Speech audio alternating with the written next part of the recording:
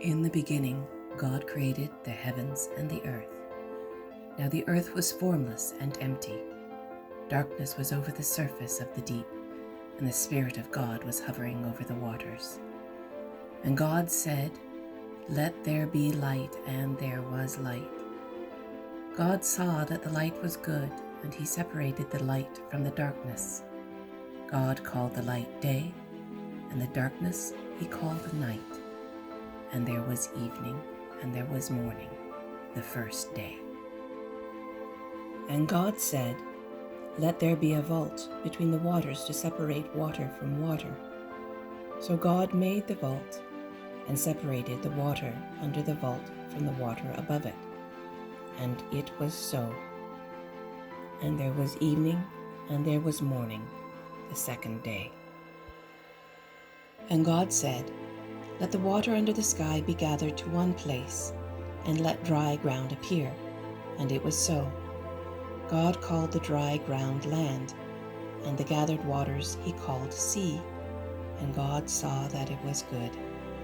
Then God said, "Let the land produce vegetation, seed-bearing plants, and trees on the land that bear fruit with seed in it, according to their various kinds." And it was so. God saw that it was good, and there was evening, and there was morning, the third day. And God said, "Let there be lights in the vault of the sky to separate the day from the night, and let them serve as signs to mark sacred times and days and years, and let them be lights in the vault of the sky to give light on the earth." And it was so.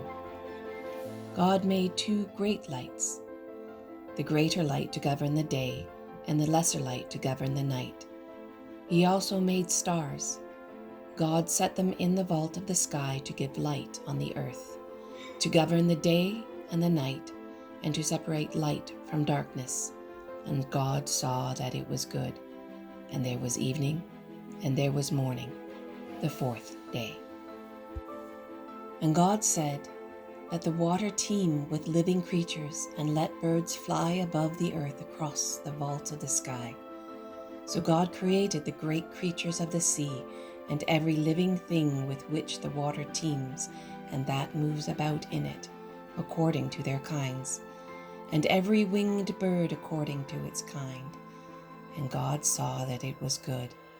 God blessed them and said, "Be fruitful, and increase in number, and fill the waters in the seas, and let the birds increase on the earth." And there was evening, and there was morning, the fifth day. And God said, "Let the land produce living creatures according to their kinds, the livestock, the creatures that move along the ground, and the wild animals, each according to its kind." And it was so. God made the wild animals according to their kinds, the livestock according to their kinds, and all the creatures that move along the ground according to their kinds. And God saw that it was good.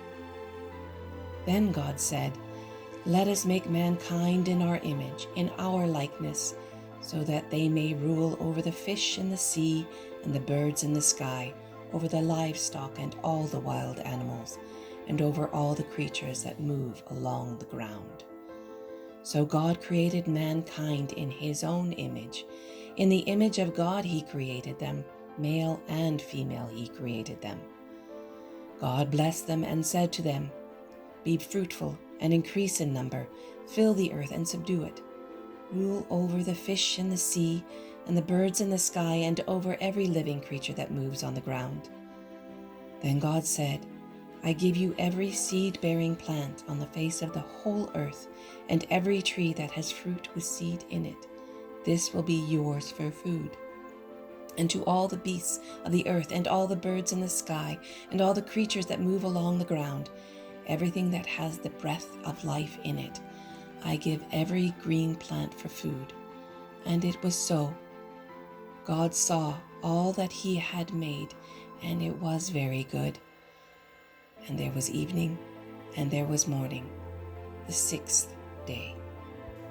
Thus the heavens and the earth were completed in all their vast array. By the seventh day, God had finished the work he had been doing, So on the seventh day he rested from all his work.